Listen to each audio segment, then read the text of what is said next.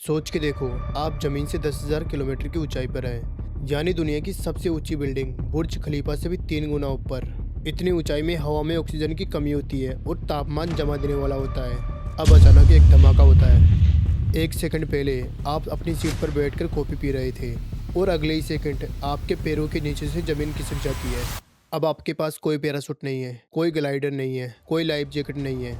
आप अपनी कुर्सी से बंधे हुए हैं और आप बादलों को चीरते हुए 200 किलोमीटर प्रति घंटा की रफ्तार से, यानी गोली की रफ्तार से धरती की तरफ गिर रहे हैं।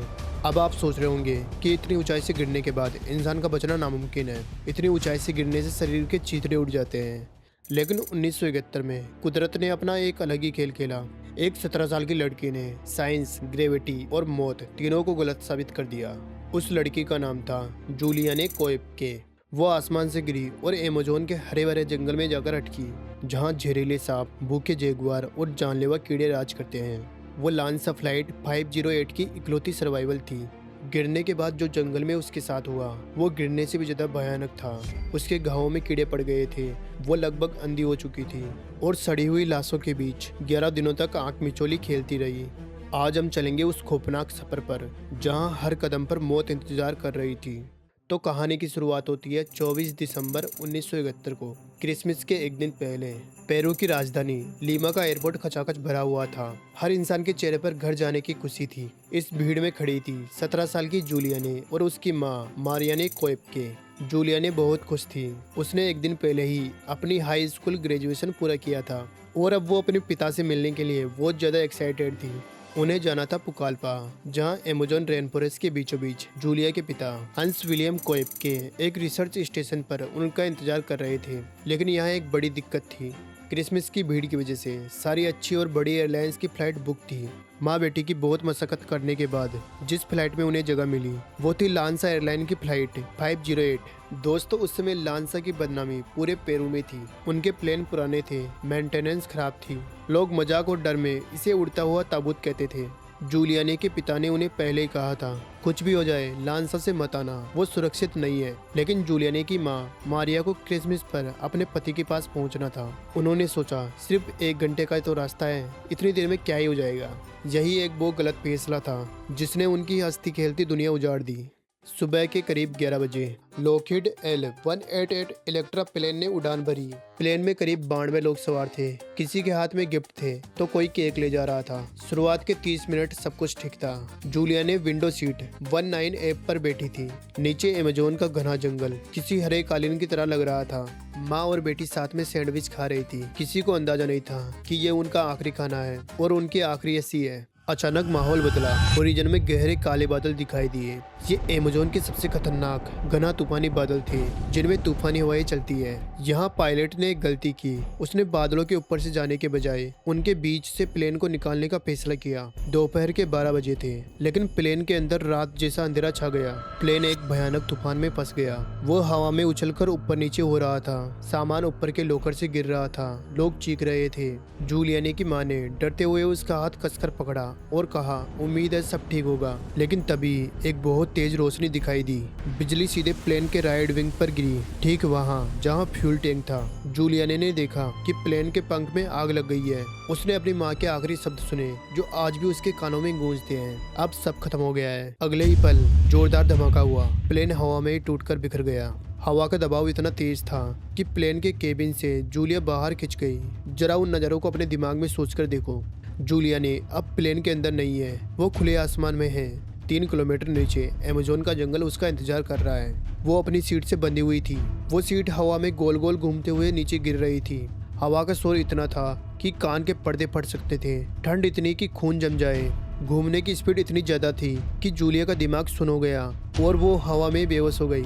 10,000 फीट का वो सफर उसने बेहोशी में तय किया। शायद कुदरत ने उसे उस खौफ से बचाने के लिए बेहोश किया था। जब जूलिया को होश आया तो वहाँ प्लेन के इंजन का शोर नहीं था। वहाँ लोगों की चीख नहीं थी, सिर्फ सन्नाटा था और अमेज़न की बारिश की टप टप। अगली सुबह हो चुकी थी। वो अपनी सीट के नीचे दबी पड़ी थी। लोग आज भी हैरान है कि वो बची कैसे।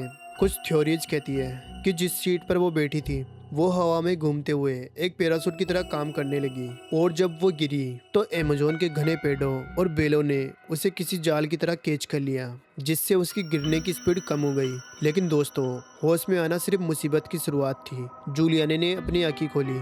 उसने समय देखने के लिए अपनी घड़ी की तरफ देखा, लेकिन उसे कुछ दिखाई नहीं दिया। सब कुछ धुंधला था क्योंकि जूलियाने को बिना चश्मे के साफ नहीं दिखता था और गिरने के दौरान उसका चश्मा खो गया था। अब जरा सोचिए, दुनिया का सबसे खतरनाक जंगल जहां हर परछाई में जानवर छिपा है, वहां आप लगभग अंधे हैं। जमीन पर पड़ा सांप उसे लकड़ी लग रहा था और लकड़ी सांप। उसने खुद को चेक किया। उसकी कंधे की हड्डी टूटी हुई थी, घुटने में गहरा जख्म था, दाहिने हाथ पर गहरे कट थे, एक आंख पूरी तरह सूजकर बंद हो चुकी थी। अब उसे मलबे में खाने के लिए क्या मिला? सिर्फ एक कैंडी का पैकेट। उसने एक कड़ा फैसला लिया। वो भूख लगने पर कैंडी नहीं खाएगी, बल्कि जब उसे लगेगा कि वो बेहोश होने वाली है, तब सिर्फ जिंदा रहने के लिए एक कैंडी खाएगी। तीसरे दिन उसे एक आवाज सुनाई दी, प्लेन की आवाज। रेस्क्यू प्लेन ऊपर मंडरा रहे थे। रेस्क्यू टीम उन्हें ढूंढ रही थी। अब जूलियाना के अंदर बिजली सी दौड़ गई। वो दर्द भूल गई और पागलों की तरह भागी। उसने हाथ लाया। वो अपनी पूरी ताकत से चिल्लाई, मैं यहाँ हूँ, मुझे बचाओ। लेकिन अमेज़न जंगल की बनावट को समझिए। यहाँ जो पेड़ों की कैनोपी होती है वो 200 फीट ऊंची होती है। इतनी घनी होती है कि सूरज की रोशनी भी मुश्किल से जमीन पर पहुँचती है। ऊपर से उड़ रहे पायलट्स को सिर्फ हरा भरा जंगल दिख रहा था। उस हरे भरे जंगल में एक छोटी सी लकड़ी चींटी के बराबर भी नहीं थी। वो प्लेन उसके सिर के ऊपर से गुजर गए। अब उनकी आवाज धीरे धीरे कम होने लगी और फिर सन्नाटा छा गया। वो नीचे चीखती रह गई। कुछ दिनों बाद प्लेन्स की आवाज आना बंद हो गई। सर्च ऑपरेशन बंद कर दिया गया था। उस पल जूलिया अंदर से टूट गई थी। उसने खुद से कहा, दुनिया ने मान लिया है कि मैं मर चुकी हूँ। अब मैं इस पूरी दुनिया में अकेली हूँ। जूलियाने के पिता एक बायोलॉजिस्ट थे। बचपन से उन्होंने जूलियाने को जंगल के बारे में कई चीजें सिखाई थी। उस समय जूलिया को अपने पिता की एक बात याद आई, अगर जंगल में खो जाओ तो छोटी पानी की धारा को ढूंढो, वो तुम्हें बड़ी नदी तक ले जाएगी और बड़ी नदी तुम्हें इंसानों तक ले जाएगी। उसने एक छोटी नदी ढूंढी, लेकिन जंगल की जमीन पर चलना नामुमकिन था। वहाँ सूखे पत्तों के नीचे जहरीले सांप, बिच्छू और मकड़ियाँ छिपी थी, जो उसे बिना चश्मे के दिखती भी नहीं। इसलिए उसने एक बहुत ही रिस्की डिसीजन लिया, पानी के बीचों बीच चलने का। लेकिन दोस्तों, अमेज़न का पानी कोई स्विमिंग पूल नहीं है। इस पानी में स्टिंगरे फिश होती है। ये वो चपटी मछलियाँ हैं जो रेत में छिपी होती है। अगर उन पर गलती से भी पैर पड़ जाए तो वो अपने पूंछ के जहरीले डंक से वार करती है, जो किसी खंजर जैसा होता है। जूलियाने के पास एक ही जूता बचा था। उसका दूसरा पैर नंगा था। वो अपने उस एक जूते से नदी के बॉटम को टटोल टटोल कर आगे बढ़ रही थी, ताकि अगर स्टैंगरे फिश हो तो वो भाग जाए। हर कदम पर डर था कि अभी कोई कांटा चुभेगा और वो वहीं मर जाएगी। और खतरा सिर्फ स्टैंगरे फिश नहीं था, वहाँ पिराना और इलेक्ट्रिक हील भी थी। और सबसे बड़ा डर, अमेज़न का मगरमच्छ। एक बार नदी में चलते चलते उसे लगा कि वो लकड़ी के लट्ठे पर पैर रखने वाली है, लेकिन वो लकड़ी हिली। वो एक बड़ा मगरमच्छ था। जूलियाने की सांसें रुक गई। वो मूर्ति बनकर खड़ी हो गई। मगरमच्छ ने अपने पीली आंखों से देखा और धीरे से पानी में सरक गया। यहाँ से भी वो बच निकली। अगर आपको लगता है कि जंगल में शेर या मगरमच्छ सबसे बड़ा खतरा है, तो आप गलत है। जंगल में इंसान को मारते हैं छोटे कीड़े। अमेज़न का मौसम इंसान को तोड़ देता है। दिन में भयानक ह्यूमिडिटी और 30 से 40 डिग्री गर्मी। मक्खियों का झुंड उस पर हमला करता। वो उसके चेहरे, नाक और खुले गांवों में घुसने की कोशिश करती। और रात तो कयामत थी। जैसे ही सूरज ढलता, मच्छरों की फौज निकल आती। रात को अमेज़न का तापमान गिर जाता है और मूसलाधार बारिश होती है। जूलियाने पूरी रात भीगी हुई रहती, ठंड से कांपती रहती और मच्छर उसे जिंदा खा रहे होते। नींद आना नामुमकिन था। वो पेड़ की जड़ों के बीच सिकुड़कर बैठ जाती। यही वो टाइम था जब उसका दिमाग उसके साथ खेल खेलने लगा। भूख और थकान से उसे भ्रम होने लगे। उसे जंगल में कभी कभी बड़ी बड़ी इमारतें दिखाई देती। उसे लगता कि उसकी माँ उसे खाना बनाने के लिए बुला रही है। वो पागलों की तरह उन आवाज़ों का पीछा करती, लेकिन वहाँ सिर्फ पेड़ थे। वो पागलपन की कगार पर थी। जूलियाने को हवा में एक अजीब सी गंध आई, एक मीठी लेकिन सड़ी हुई बदबू। जूलियाने के पिता ने उसे बताया था कि जंगल में लाशें कैसे महकती है। उसने आसमान में देखा, बड़े गिद्ध गोल गोल घूम रहे थे। जूलियाने का दिल धक से रह गया। वो समझ गई वहाँ कोई है। उसे एक उम्मीद बंधी कि शायद उसकी माँ वहाँ घायल अवस्था में पड़ी हो। वो उस दिशा में गई। झाड़ियों के पीछे उसे प्लेन का एक बड़ा टुकड़ा मिला। वहाँ का मंजर देखकर किसी भी इंसान का दिल फट जाए। वहाँ 3 सीटें जमीन में उल्टी धसी हुई थी। प्लेन से गिरने की रफ्तार इतनी तेज थी कि वो लोग अपनी सीटों समेत लगभग 3 फीट जमीन के अंदर धंस गए। सिर्फ उनके पैर हवा में बाहर लटक रहे थे। जूलिया ने कांपते हुए उनके पास गई। उसने एक लकड़ी से एक औरत के पैर को छुआ। उस औरत के पैरों में जूते नहीं थे और नाखूनों पर नेल पॉलिश लगी हुई थी। जूलिया ने एक गहरी सांस ली। मेरी माँ नेल पॉलिश नहीं लगाती थी, वो उसकी माँ नहीं थी। लेकिन उन लाशों की हालत देखकर, उन पर रेंगते हुए कीड़ों को देखकर जूलिया को अपनी मौत साफ दिखाई देने लगी। उसे लगा कि कुछ दिनों बाद उसकी हालत भी ऐसे ही होने वाली है।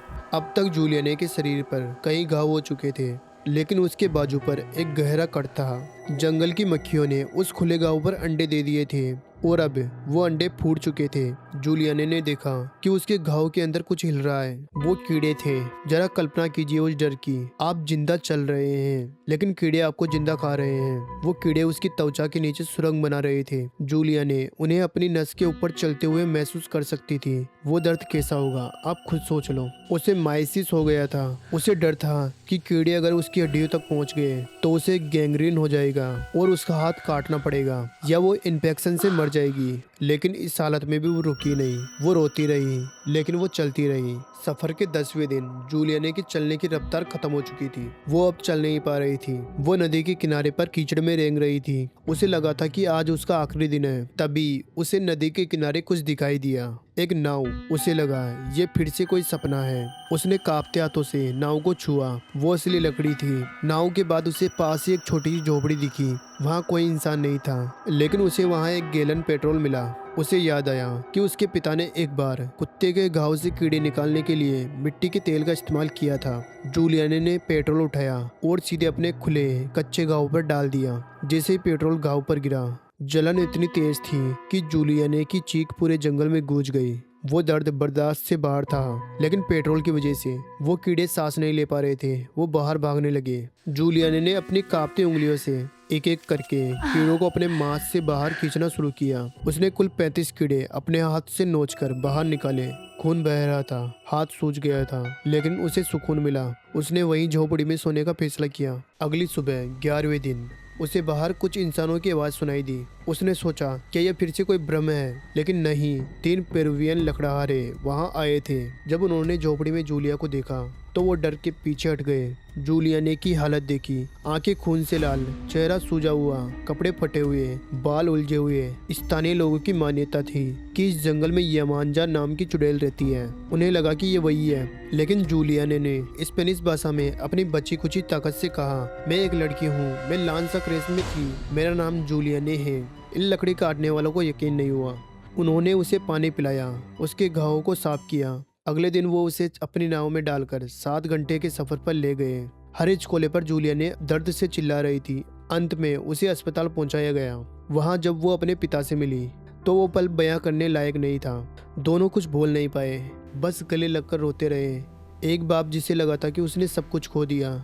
उसे अपनी बेटी वापस मिल गई थी, लेकिन कहानी का अंत पूरी तरह खुशी वाला नहीं था। जूलिया के बताए रास्ते पर रेस्क्यू टीम ने जंगल में सर्च ऑपरेशन चलाया।